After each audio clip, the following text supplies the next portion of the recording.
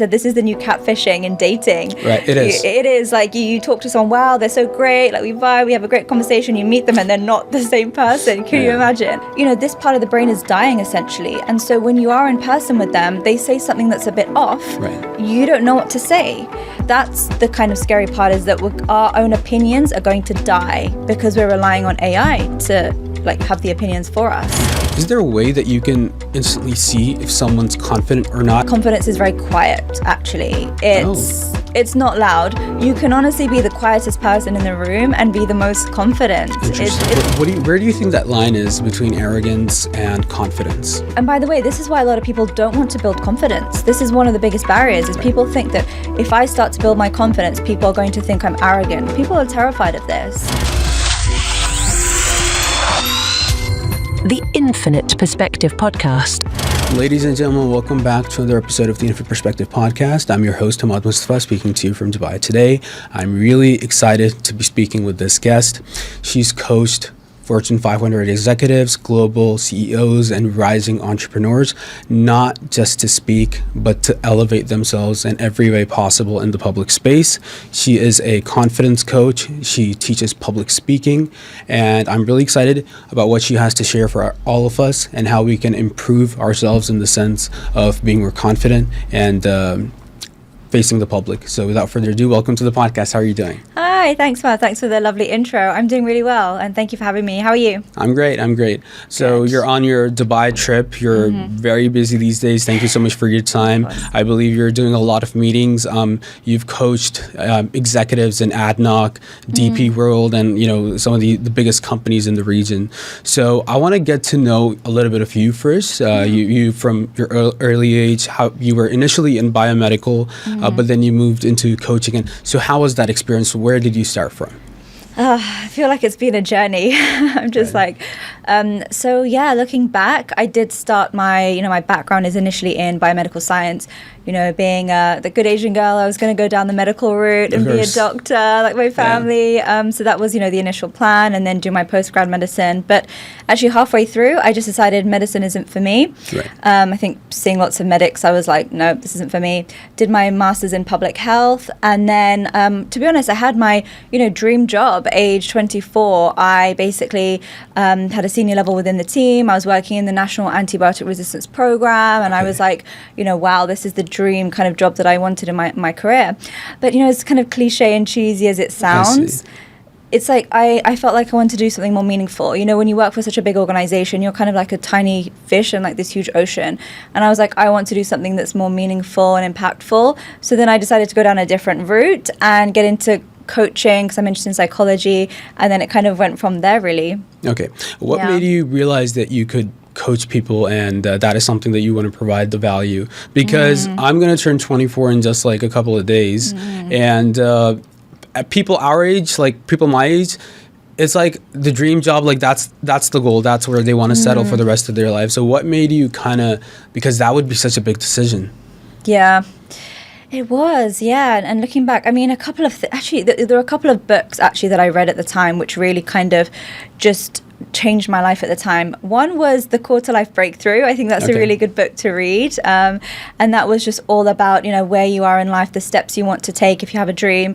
And I also remember reading The Secret as well at that time and learning all about positive mindset and how your thoughts create your reality. But I think really for me it was, I never planned on leaving my job and starting a business. It was never something I planned. It was, I think for me, I've always been, all my life, I've always been like the go-to friend who people come to, for advice and help. So it's kind of something that's been in me anyway. And then when I did a course, just kind of for fun on the side, I was like, oh, the coaching sounds cool. Let me just do a course in this. And I was like, wow, this is really cool. I feel like this is my calling. And so while I was still working full time, I decided to just do it on the side and tap into my network and start coaching. And I think one thing led to another, which then I got to a certain point and I was like, wow, maybe I can just go all in on this. So I think, people have this expectation that you've got to just like go from one thing and go to another and you should have it figured out. You don't. You just take one step and the journey unfolds as you go along. Was there ever a point or a moment in your life where you felt like you were not confident and that prompted you to change? And if so, how did you Yeah, definitely. Cool. I mean, loads of, that's why I kind of do what I do, because I've been on my own confidence journey and I know how it feels. Quite a few that come up. I mean, one I'll share is that I used to hate public speaking, believe it or not. Oh. Yeah, there's actually a video of me online where I'm, the backstory of it was my manager at the time, she called me and she was like, oh, Aliya, you've got to speak at, there's an opportunity at a national conference in front of 200 people to speak about antibiotic resistance. Can you do it? Okay. And in my head, I freaked out. I was like, no, don't make me. I don't want to do that. It's my worst nightmare, please. But of course, I'm really enthusiastic. I want to do well at work. I want to make a good impression. So I was like, yep, sure, absolutely. Thanks for thinking of me. I did it. And honestly, it was awful. There's the footage of me out there. I was shaking. I had my head down. I didn't look at the audience. Hands were shaking. I felt sick. And, I left and I was like, okay, I didn't die. I survived it. That happened. So, and then there were more incidences like that in my career where I didn't want to do things. I didn't think I was capable, but my managers really pushed me. And I think from them telling me, you can do that. Yes, you can do that. I was like, okay, I can open my mind. And I think from learning that, I was like, I want to be that person for other people. Okay. Can you dive a little bit more into detail about your own confidence journey and how you overcame those challenges with public speaking and overall enhancing your confidence in a way where people can relate and, take value from that? Yeah, well, it's just because I didn't think that, I could be someone who does well. I think, you kind of look back at where it stems from as well. I went to a very high achieving, high pressure school as well. And Okay. I think it was one of those schools where unless you kind of went to Oxbridge, unless you were at the actual top, you felt like you weren't smart. So I often felt like I wasn't good enough. I wasn't smart. And I had a lot of that in my mind. I didn't think that I could achieve a lot. And, when I went into the workplace, they would say things like, can you go to this event and speak? Can you go and present yourself in this meeting? And I was terrified. And I think with confidence, I think the thing that people have the mistake of thinking is that you wait until you're confident, but it doesn't work like that. You have to go and do the thing. So, I was a very a negative thinker. I'd put myself down a lot, always comparing myself to other people, thinking they're better, they're ahead, more ahead than I am. I wouldn't say yes to opportunities. So there's a lot of things that I then, from going on the self-awareness journey, started to change and build my confidence. Okay. So in that sense, what do you think truly defines confidence? Because I think a lot of people have different definitions of it. Some people believe that it's okay to fake it until you make it. Some people think it's just a thing that you acquire. What do you truly think confidence is? I think confidence really is a number of things. I think it's really just having your own back. It really is. It's this self-trust and this grounding of, what, I can do that and I'm going to be okay. And, your confidence dips up and down in life. It isn't linear. I think people also think, you're either confident or you're not. Oh, that's so true. Yeah, or I'm confident and now I'm always confident. No, because life happens and your confidence goes up and down. Or you do well in your job, but then you get promoted and now you have more responsibilities and now you're out of your comfort zone. So you're always going to feel out of your comfort zone in life, unless you're someone who never gets out of your, unless you never challenge yourself. So But it's that belief, it's that self-belief of I can do that. Right. Yeah. Now, what I'm about to ask is very simple to ask, but a very difficult question to answer. How do you go about building that confidence organically? Organically? Well... Or non-organically, what do you think? Yeah, so really it's the relationship with self, I think. It's being in that position where you're like, I want to get to know myself. I think at the end of the day, there's a lot of this kind of external confidence that we show out there. But I think the real grounding, authentic confidence is when you really know who you are. Okay. And that's not easy to do, by the way. It's really not. I think it's actually one of the hardest things to do is hold a mirror up to yourself and really be like, okay, what are my strengths? What are my weaknesses? What have I learnt? Because at the end of the day, we'd rather just kind of numb ourselves, distract ourselves, just kind of, always be on the go. But I think really having that full awareness of who you are is one of the first steps to really building that confidence. Because we're how often do we do that? We're just so externally based nowadays. True. So really getting to know yourself and calling yourself out on stuff. Okay. Yeah. So how do you think someone can go about that self-discovery journey? Well, I mean, the amazing thing now is there's so much out there, right? Like, hey, this podcast, for example. Okay. There are so many books. There are so many resources. There's so much knowledge out there now. I think the difference between, like, so for example, a lot of people who come to me, they're like, oh, I've done a lot of the podcasts. I've read the books. I've implemented the tools, which is really great and amazing. But sometimes it's that, you know, when you have someone else, whether it's a coach, it's a mentor, someone that you go to, they can hold a mirror up to you, and they can help you with the guidance and accountability. But I say, you know, read, but also implement the things. It's one thing to come and listen to a podcast, but unless you're actually implementing it, you're not going to see any change. Okay. You've had over a decade of experience. You've spoken to probably thousands of people. You've helped thousands of people. Is there a way that you can instantly see if someone's confident or not? And what are the things that you look for in a person in determining if they're confident or not? I think I would say you can get a sense of someone. I think I'm just someone who kind of intuitively just picks up as well. I think energy is a big thing, you know, and this is with fake confidence. I mean, you kind of understand why people would want to fake it, but because hey, there's a lot of, you know, benefits to being confident and having that confidence. But at the end of the day, if your energy is kind of showing that you're not confident, that can come off if you're really faking it. I personally think that confidence is very quiet, actually. It's not loud. You can honestly be the quietest person in the room and be the most confident. It's not something you shout. It's that really quiet inner power that you have. You know, the more you feel like you need to show and brag and hey, I think it's actually insecurity that's masked. So honestly, I think a lot of time when you just feel quite grounded with a person, well, maybe it's different for different people, but I get a sense of this person doesn't really have anything to prove and they just feel really kind of solid in themselves, very grounding. So you're saying that it's very important for us to differentiate between arrogance and confidence, because to some people, being overconfident, they see it as a perk, a positive trait, but we obviously know that there are cons and drawbacks. But where do you think that line is between arrogance and confidence?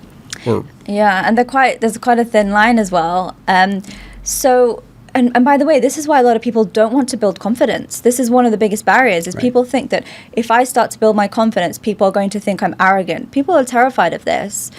But there are differences. And, you know, for one, confidence is, as I was saying, it's that kind of authenticity. You're being authentic, whereas arrogance is actually masked by insecurity. Deep down, you feel very insecure. And so you're having to overperform, overmask to show I'm better than I am. With confidence, there's that humility. That's the thing. It's like, hey, I'm not perfect. I have weaknesses. I don't know everything. I'm figuring it out. Whereas if you're arrogant, it's like, no, I know everything. I'm better than you. I know what I'm doing. You know, there's that ego there. And so as long as, you know, it's important to have that humility. That's the difference.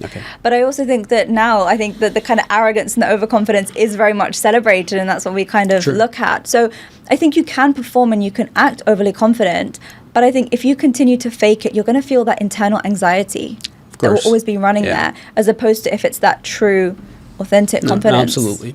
Now, I think the world has seen a great increase in the number of arrogant people, largely, I think, due to social media and some of the negative things that it portrays. And we come across a lot of arrogant people within our lives, and it impacts us in a way where it hits our self-esteem. What do you think is the most effective way in dealing with an arrogant person? I think it's just that comes back to that, well, you know what, they're obviously like really insecure, and that's, you know, and you kind of take it as that's their insecurity. But I think, do you mean in terms of communication, how to communicate with them, or they're just in your space? I would say a way to disarm that sense of intrusion that they cause within you, within your space. Within you. Yeah. And it obviously, it's something that keeps your guard up. So you can't really be your authentic self in front of an arrogant person, because you need to put a certain guard up. You need to be a little bit more assertive, etc. How do you be confident in front of an arrogant person? You might be shocked at this answer. I actually think that if someone is really arrogant, they are deep down really insecure. And so if you do have that sense of confidence where you don't have to try and prove and push back, I mean, if we're talking about communication style, that'd be a different conversation. But I'm talking about for you, is your confident self probably will aggravate that person, probably just annoy that person anyway, because they feel that, you know, you just being your grounded self and not having to try will probably actually frustrate them. They won't show it because they can see that and they don't like it. So honestly, it's this barrier that you put up for yourself and be like, you know what, let them do them. They obviously needed to feel like they needed to enforce themselves.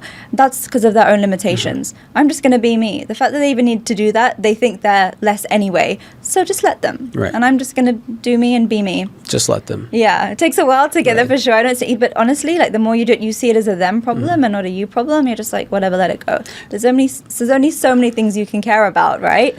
Have you always had that positive mindset when it comes to dealing with arrogance and arrogant people, or is that something that you've acquired over time? And if so, have you seen a difference when it comes to your past self dealing with arrogant people versus now? Because I'm sure you come across like everyone comes across arrogant people. So have you seen that difference?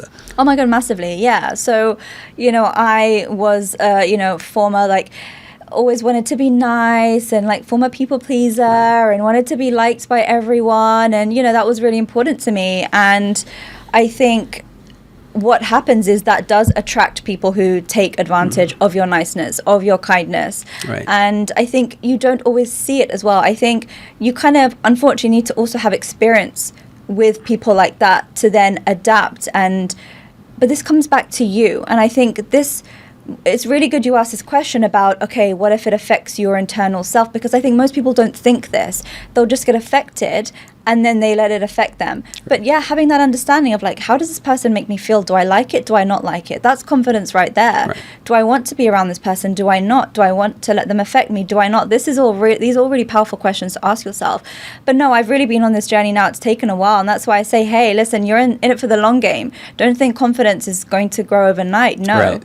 Definitely not. And life shapes you as well. I think the other problem we have now is like, especially younger people, like everyone just wants everything like instantly. True. And it's like, no, you actually you become more aware and like mature and confident from going through experiences. You can't rush the process. That's right.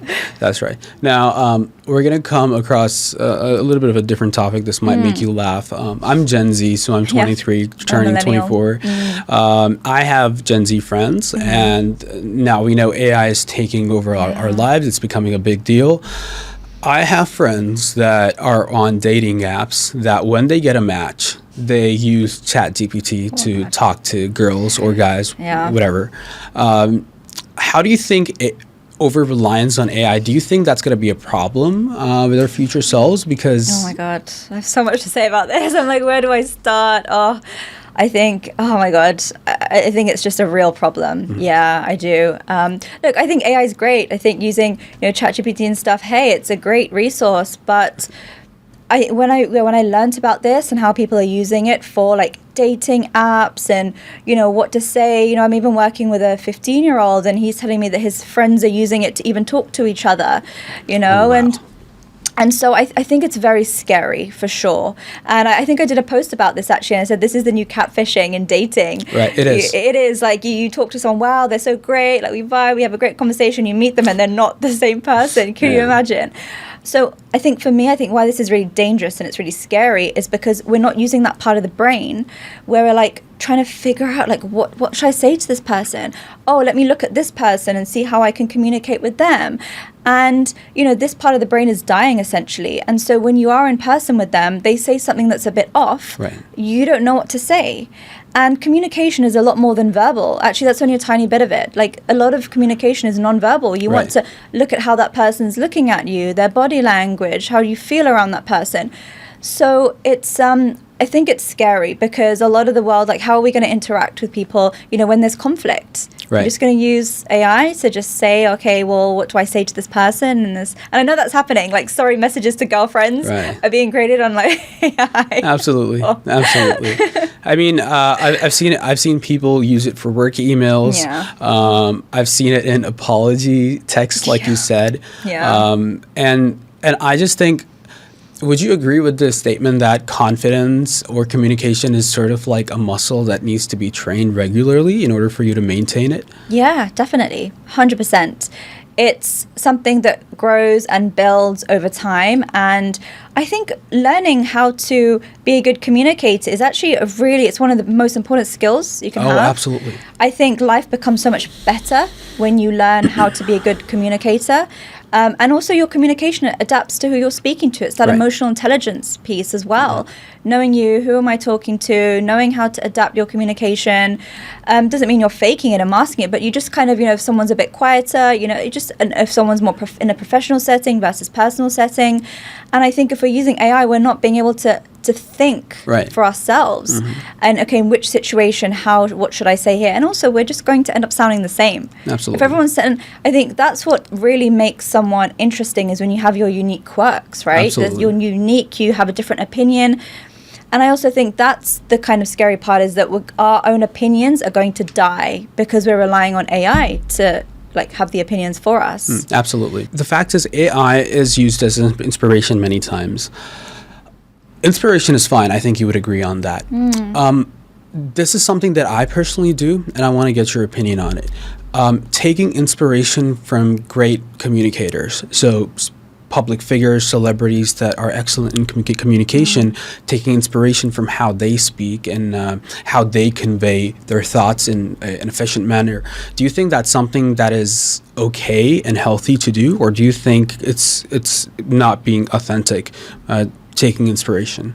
I think it's great to have inspiration, definitely, and that's a really great way to do it, to have role models. And when I do my coaching as well, I always say to them, the people I coach, I say, look at people who you think are good communicators and what do you like about them? What is it you don't like? When you look at people who are communicating, what do you observe? Look at people who people like and they gravitate towards.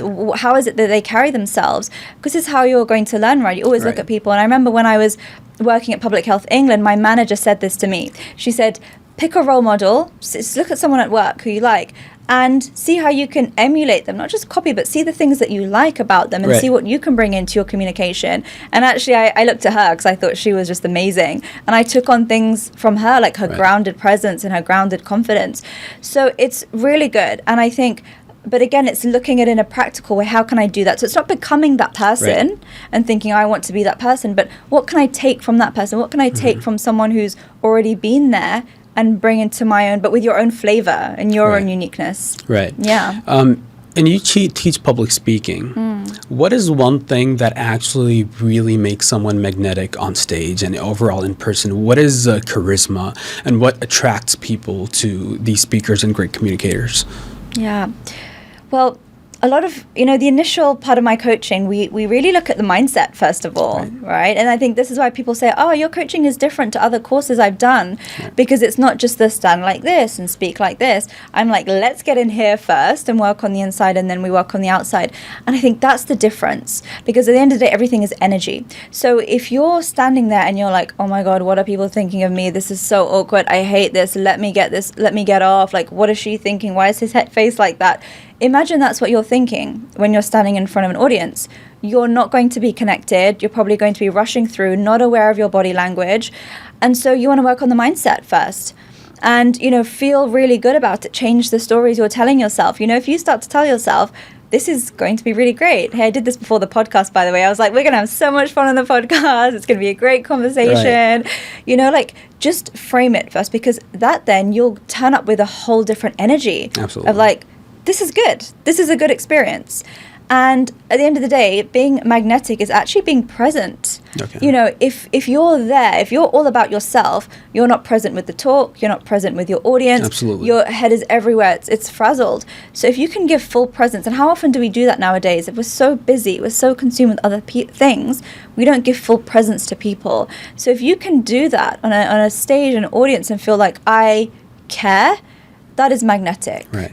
I also say don't be boring as well. Like, don't be boring, please. People are there, they're watching you. Put in effort, showing you care. What is one exercise that you would give generally to prescribe to general people that you think instantly improves their presence? Or do you think there's a specific thing that... Well, for one, it's the mindset that we spoke about, but also being very aware of your body language is very important. Right.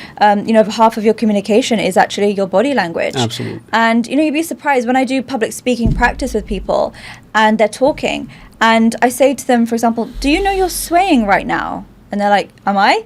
I'm like, yeah, you're swaying back and forth or you're fidgeting with your hands. Right. So people, you often don't know what you're doing with your body language. Absolutely. When you're nervous, you're talking.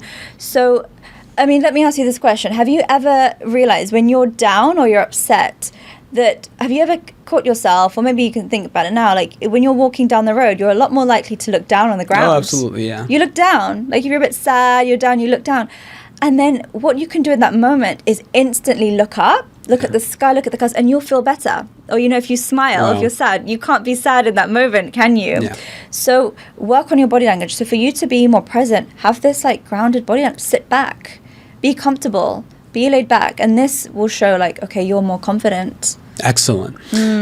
You worked with really big names like Mushrik, DP World, ADNOC, and you've interacted and helped global company leaders.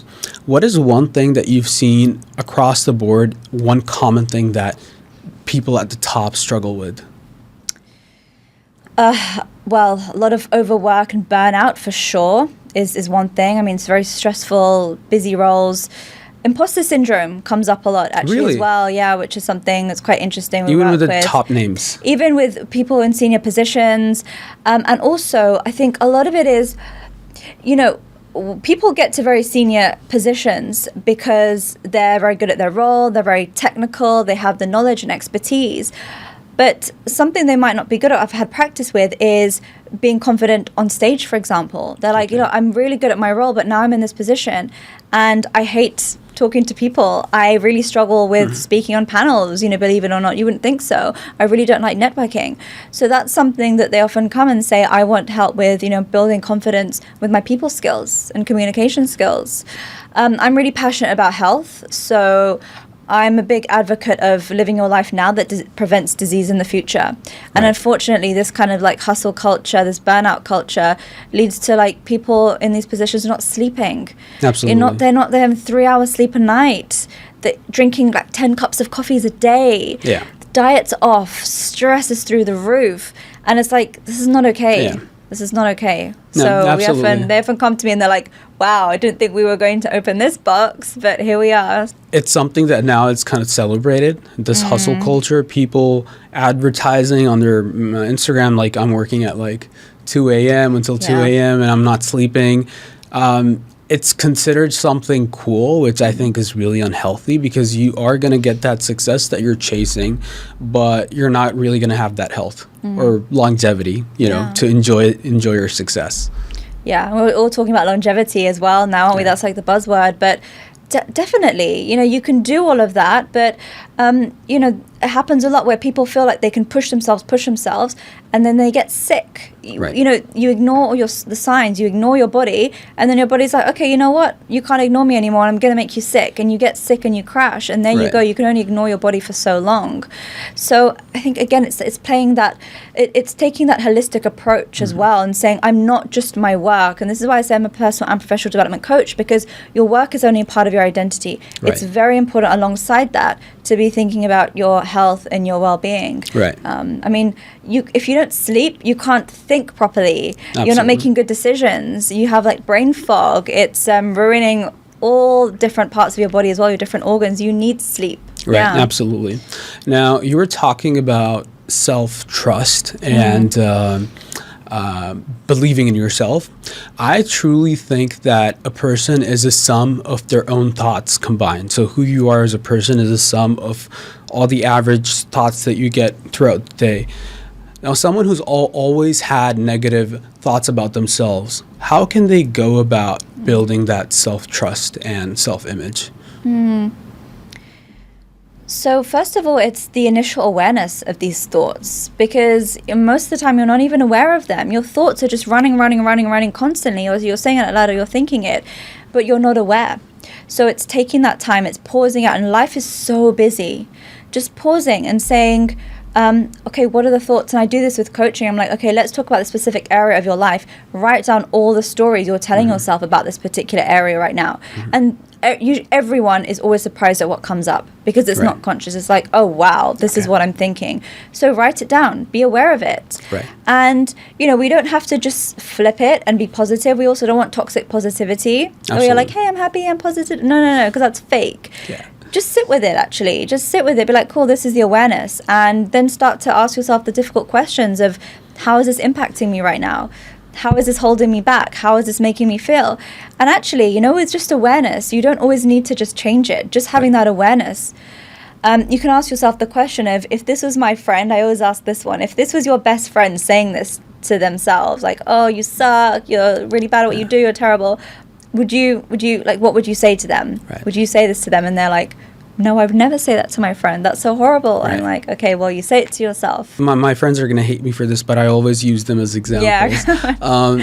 Talking about, we have negative experiences in our lives. Like you said, it's not linear. There's going to be parts where you're not going to be confident. And that often happens when something occurs in your life that kind of messes with your self-image and self-confidence. One of my friends broke up, had a really bad breakup. His relationship was lasted 3 days, but it was like he enjoyed the great highs of it, but it was a really low. Yeah. And he then told me that after the breakup, his self-image was completely shattered. He did not have any confidence afterwards speaking to the opposite gender, and he just thought that he was a loser. So we are going to face problems in our lives, like, for example, not being treated right at work or being rejected by people that we like. How can someone deal with failure in a healthy manner? Yeah. Well, the first thing is, as you said, like, acknowledging it's going to happen is the first thing. I think what people struggle with the most is, like, when it happens and it's like, why? Why did this happen? Why? You have this, like, really rigid view of how things are going to go. And in terms of your friend, I'm sorry about your friend. I mean, I sometimes call myself a heartbreak coach because I've helped so many people with heartbreak and been on a journey of, healing from heartbreak, because it is really painful. It's one of the most painful things. And, I think it's one of those things where you give yourself the space of any failure, but it's essentially where resilience comes in. And resilience is always about being able to bounce back. I think it's knowing, look, life is not easy. Life is not just, things aren't going to go your way all the time. Of course. And so if you know that, and just always looking at things like, okay, this has happened, what have I learned from it? Now, I'm very spiritual in the way I think about things in life. So for me, I know that everything is happening for me. Whenever there's a failure and a setback, I'm like, okay, that's caused a redirection. Yeah. That person with your friend, you don't know what the thing is why it hurts a lot is because you have a certain image. Yeah. In his mind, he would have thought, if we're together, it's going to be like this, this is how it's going to go. But that's not necessarily the case. So we kind of in our head think that if that would have happened, if I got that job, my life would be like this. Yeah. But it's not necessarily the case. So always look back and think, how have I grown from this? What can I take from this and use as a lesson in the future? So the best way to deal with rejection is to realize that rejections and the no's that we've heard in our lives is what make us, like our current version. And we are going to face no's and rejection in the future, but it's only going to shape us for the better. Yeah, definitely. It will shape you, but I think also just learn from it, right? You can either be rejected, curl up in a ball in a hole and be like, oh, I give up. I'm not going to apply for any more jobs. I'm never going to meet anyone again. I've closed my heart. Right. Sure, you can do that, but then you never get to experience life. That's it. You'll never experience life. Or I think the people who experience most life probably, go through the most rejections and challenges, right? Absolutely. That means you're doing things. Absolutely. Or you can be like, okay, cool. Well, what have I learned? Like, if you've been rejected from a job or opportunities, reflect on that. Okay, how can I sharpen my skills? Or, hey, if I'm always attracting these kinds of people, what can I look at there? Why is that happening? Okay. So just that self-reflection and reflection. Cameras. A lot of people are terrified to be on cameras. I have a marketing media business, and so I deal with this on a very regular basis. Yeah. What would you advise to someone that struggles with being on camera? Well, you might not believe this, but I never thought I'd be someone who'd be on camera ever. I used to look at people back in the day, like 8 years ago or something, and I used to look at people on video and thought, wow, that would never be me. So what I did was, I quit my job. Well, no, I was still working at the time, decided to start my own business in coaching. And everything was Instagram at the time. And so I remember I decided to work with a coach, because at the end of the day, I was like, I want to be really good at this. I'm going to hire a coach who can just help me get there quicker. And he said to me, you need to get yourself on camera. And I was like, no way. He was like, yeah, you need to do videos. I was like, no way in hell am I getting on video. So anyway, he pushed me. He goes, no, you're going to do it. He set me a challenge. Well, first of all, I would just send, do some tester videos. And then he set me a challenge. You're going to post one video every day for 10 days with a confidence tip. Now, what I actually did, I feel like social media was probably a bit nicer though than it is now. But, I actually went on camera and I said, hi everyone, I'm really nervous, I'm really shy and hate doing this, but I'm showing up. Authentic, I hate this, and I'm going to post videos every day. And people would still do this now. They were really supportive. Hey, well done, this is really good. Because at the end of the day, we do kind of crave that authenticity. If someone's being authentic, it's relatable. So anyway, I did the videos over 10 days and my confidence built from that. But what I would say is, if you want to be on video and you're scared, I think you have to just stop making it about you. Okay. So like for me, it was like, well, I want to put positive messages out there, but I'm making it all about me and what people think of me. That's just so like vain right there. If I make it about me, no one's going to get my messages. So for everyone who's scared, think, why are you doing it at the end of the day? Okay. And the more you do, I think it is, I used to cringe watching myself and look at myself, but get over that. Just get over that, embarrassment, and then just do what you need to do. It's just, it's like jumping in the water. It's just something you have to start with, right? Yeah, I could talk for hours about this, or I could say just do it. Like, just do it, that's it. But also know that, you watch yourself and you will get better. I think this is the other thing. People want perfection. And they want, unless it's absolutely perfect, I'm not posting it. And I think that's another problem. No, absolutely. Where it's a big confidence killer. So just know, okay, I'm only going to get better. I'm going to post my first video. The next one will be better. The next one. And I think a part of that comes with the fact that, okay, so one of my friends who also, he does a podcast now, I've pushed him for a very long time to be on podcasts, but he has this problem where he's like, until I become perfect in speaking, I'm not gonna post anything on the internet because of my digital footprint. It's always gonna be there, and people are gonna go back and look at the old me and then make fun. Yeah. I think a lot of people are conscious of that as well now. Yeah, well, I mean, first of all, people probably don't care as much as he thinks. I mean, they're probably, they're probably not gonna go back 7 years or whatever and watch all these videos. But you know what?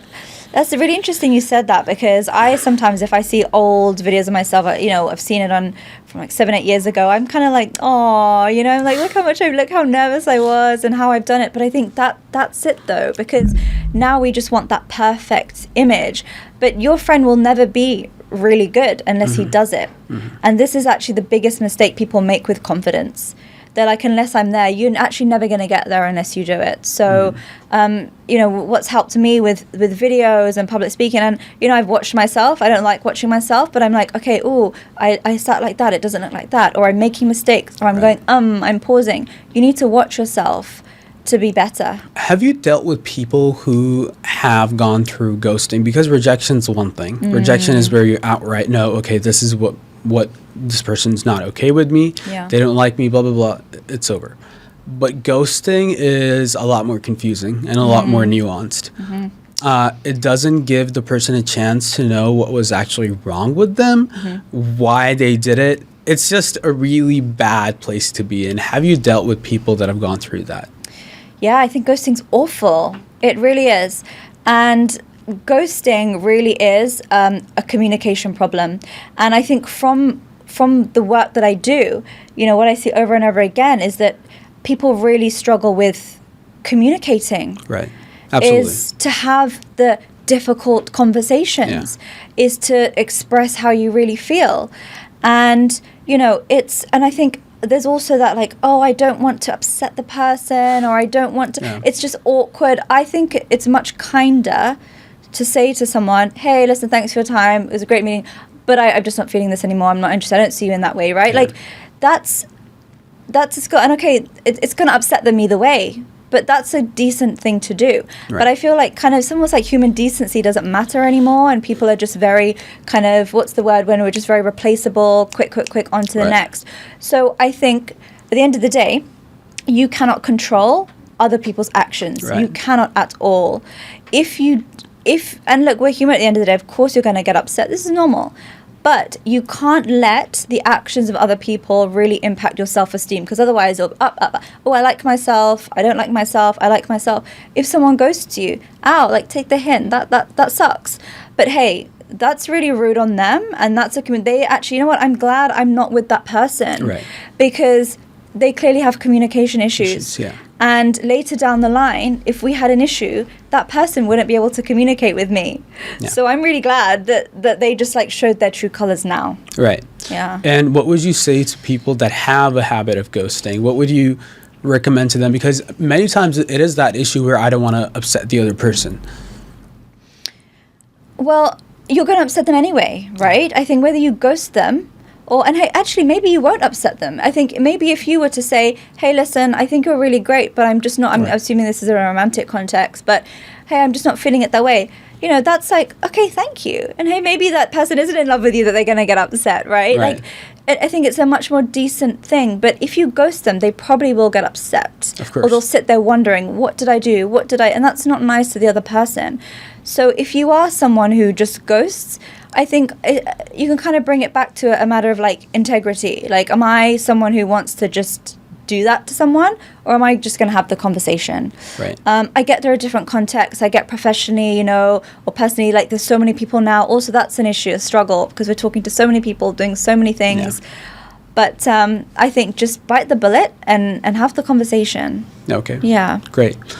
So people that have come up to you and who've needed the most amount of help, who've probably been the most distressed with their confidence, what's been the most common trait between them and, or I would say occurrence? Have they dealt with something traumatic, or is it just something that they've always had? What's been the most common? There's different things, and I think we're all just so complex as well, and I think this is why it's important to also realize that none of us are perfect. We can easily look at other people's lives and think, oh, I wish I had their life, I wish I was doing what they're doing, but everyone has insecurities, everyone has problems, everyone has challenges in their lives. But I think on the whole it is very much like, your relationship with yourself. And yeah, sometimes it can be, of course, very deep rooted. And with some people, a lot of people I work with, they have, for example, therapy on the side, and they dig into things that have happened in their past that they want to delve into. And it's very important to work on that part of their self-worth and self-esteem. But then on the other hand, it's building that relationship. And I think what I see a lot is people come to me for professional confidence, but then they're struggling a lot personally. Okay. And I really take that holistic approach with people and say, let's not just work on your professional life. I mean, look, you can smash it in your career, cool, we can do that. But then you come home and you're really upset, you feel empty, you feel alone, you just hate where your life is. That's not great for you. Sure. Let's work on that authentic confidence where you're like, I feel like I'm healthy. I feel like I'm thriving in my friendships. I feel like I've got a life outside work, So I think that often happens where the balance is so off. Like maybe professionally they're doing well, but personally it's just a mess. And that's where we really start to like put their life back together. Okay, great. Well, can you mention one of the biggest transformations that you've seen in someone that you've worked with, just to give people an idea that it's possible? Oh, well, I think it's just when I see people I think two things that come to my mind, because on one hand, I help people with confidence in public speaking. And so just seeing that when people are terrified of speaking, and they hate it, they never thought they could do it. And then they send me videos, they're like, Aliya, I spoke at this panel, I spoke at this conference, it was great. I mean, that is just like the best feeling, to see people who have done things they never thought they could do. Right. And then on the other hand, work with a lot of that self-love and that just taking care of yourself. And, for example, I work with, moms who are really struggling with their identity, and then suddenly they're starting to just be so much kinder to themselves, so much more compassionate with themselves. They used to be really hard on themselves, and now they're taking care of themselves. Like, that is amazing, and I think, so it's just the small steps, and I think just believing that you can change is really important. Yeah. All right. Well, great. I think that's pretty much all. We're going to wrap this up. And thank you so much for your time. This was truly extremely valuable. Thank you. It was great to be on here.